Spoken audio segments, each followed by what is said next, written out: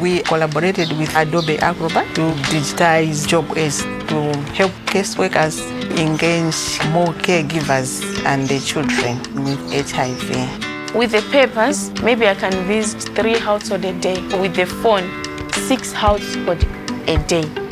In collaboration with the USAID, PEPFAR, we have 1,200 case care workers. I help people who are living with HIV and AIDS to take care for themselves. Our goal is to support the community caseworkers.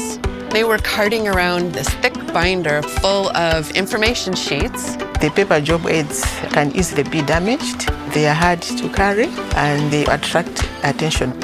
With Adobe Acrobat, 21 job aids are now in a phone. With Adobe Liquid mode, they can be adjusted to different sizes in different gadgets. Caseworkers can now easily find what they are looking for using the table of contents. This has helped them visit more households than before.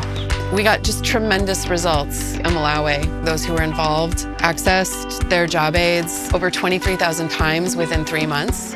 That gets me excited about finding other places that are low-resourced and need to rely on technology to make their jobs easier.